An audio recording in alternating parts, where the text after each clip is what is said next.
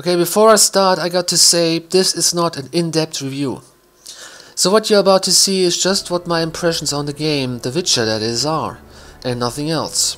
So if you keep that in mind and see it as what it is, just an opinion, you should be able to enjoy this without problems.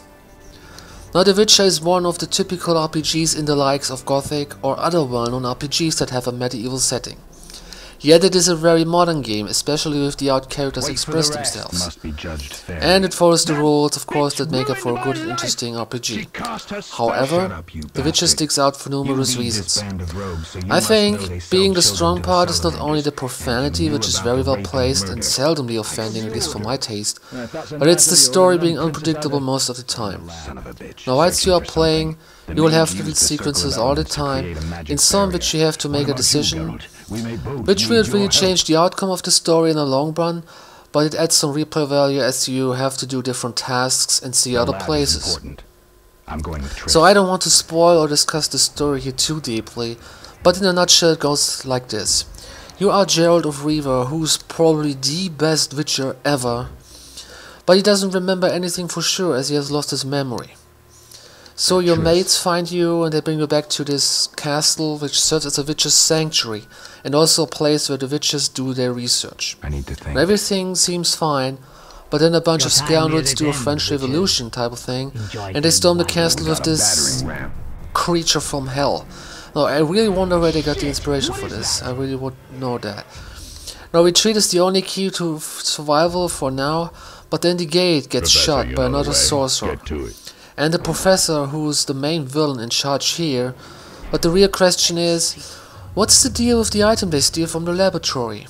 And to find that out and who's behind it and for what purpose is, from what I've seen so far, the main objective in this game.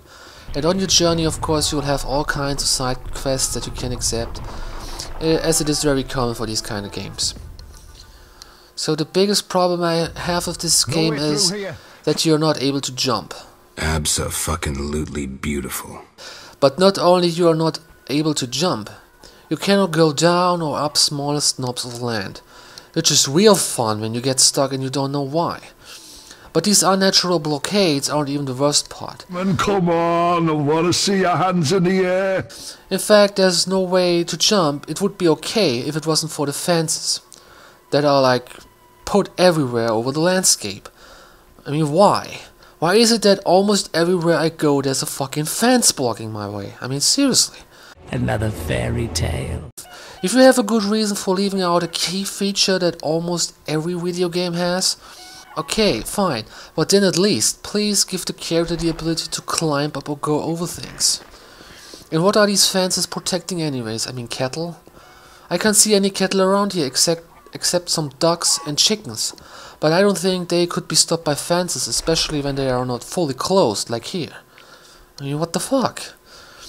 Okay, you can get used to this, it's not that bad, but it really sucks because it doesn't seem to have any purpose whatsoever, except blocking you from taking shortcuts. And in exchange you will see a lot of the landscape, which is beautiful. I like it, but I can't help it. This game looks like it should have been out in like 2006 or so. The graphics are not that advanced.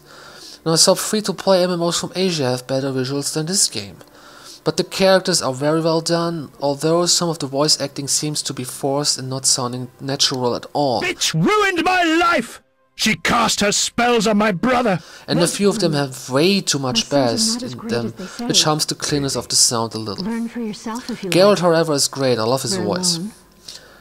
So another annoyance are some of the dungeons that are so pitch black at times you can't even see where the hell you're going. Now you can take out your torch, but then you can't use your sword to defend yourself. And a cat potion is not always at hand. Yeah, you can brew your own potions, although I have never managed to do that yet because I was always lacking of certain material. And the resting system is, oh god. It's like you're playing this on an Xbox with a really crappy saving system that only allows you to save and rest at certain points. Now, on a technical side, you can save your game at any time, but sometimes the game just won't let you. And the fact that you have to go through certain cutscenes over and over again thanks to this fact frustrates even more, especially when you keep dying, which will happen if you play this game at least on medium or even hard.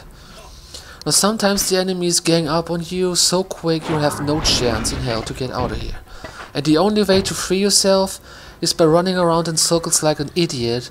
And of course the AI is so smart, as smart as a brick, they don't figure out how to intercept me from the other side, giving me the chance and time to recharge my signs.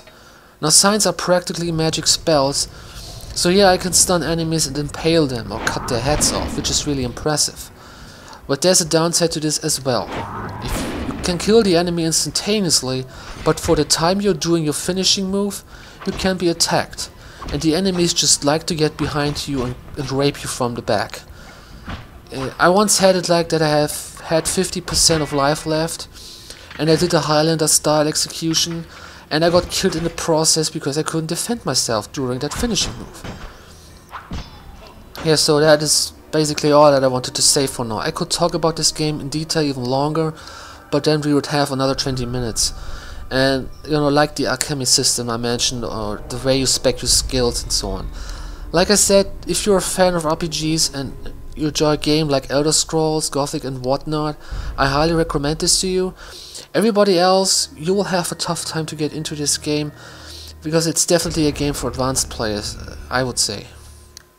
Fear not, Witcher. We'll meet again. I assure you.